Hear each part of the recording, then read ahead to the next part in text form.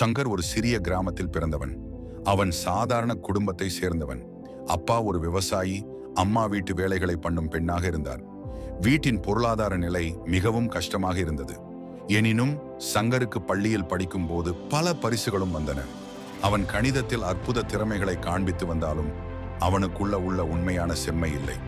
ஏனெனில் அவன் எப்பொழுதும் அவன் திறமைகளை மதிக்காதவன். அவர் அப்பாவின் குரலில் ஓர் நிலையான வார்த்தையை கேட்க வேண்டும். நீ எப்போதும் எனக்கு உதவியாளனாக மட்டும் இருக்க வேண்டும்.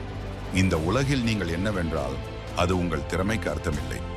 இந்த வார்த்தைகள் அவன் மனதை கசப்பான வகையில் தாக்கின. அவன் எப்போதும் தன்னை நம்பாமல் இருக்கிறான். எனினும் அந்த நாள் ஓர் மாறுதலான நாளாக அமையப் போகும் என்று அவன் அறியாதது. ஒரு நாள் கிராமத்தில் ஒரு மூதாட்டி இருந்தாள். அவள் மிகவும் வியர்வையில் இருந்தவளாக சங்கரின் பார்வைக்கு நேராக வந்தாள். அவள் சங்கருக்கு தன்னை அறிமுகம் செய்து, நான் உன்னை ஒரு முக்கியமான விஷயத்தை சொல்ல வேண்டும் என்றாள். சங்கர் அதை கேட்டு எதிர்பார்த்தான். அந்த மூதாட்டி கூறினாள், நீ தெரிந்து கொள்ள வேண்டும். உனக்கு உனது திறமையை மட்டும் கவனித்துக் கொள்வது போதுமல்ல, அதற்கேற்ற நம்பிக்கையை ஏற்படுத்திக் கொள்ள வேண்டும். திறமைக்கு ஒரே முறை வாய்ப்பு உண்டு, ஆனால் தன்னம்பிக்கைக்கு எப்போதும் புதிய வாய்ப்புகள் வந்துவிடும். இந்த வார்த்தைகள் சங்கரின் உள்ளத்தில் ஒரு மின்னல் போல் பரவியது. அவன் முழு மனதினாலும் அந்த மூதாட்டி சொன்னதை உணர்ந்தான்.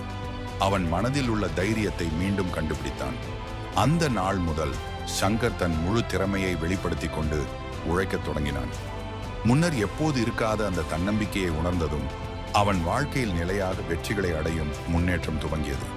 வாழ்க்கை அவருக்கு எப்போதும் சோதனைகள் பரிந்திருந்தாலும் அவன் அதனை எதிர்கொள்வதில் தனக்கான வழியை கண்டுபிடித்தான். ஒவ்வொரு முயற்சிக்கும் புது நம்பிக்கையை பேணினான். அவன் பள்ளியில் பள்ளி போட்டியில் முதல் பரிசு பெற்றான். பின்னர் அவன் பட்டம் பெற்று பெரும்பாலான கணித ஆராய்ச்சி நிறுவனங்களுடன் பணியாற்ற ஆரம்பித்தான்.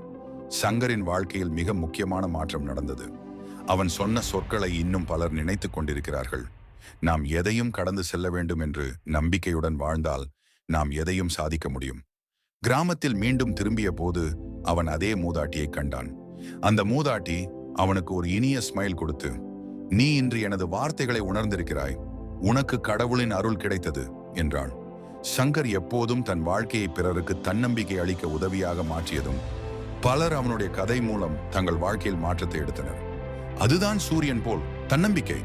அது எப்போது வந்தாலும் அது ஒரு புதிய தினத்தின் தொடக்கம்தான்.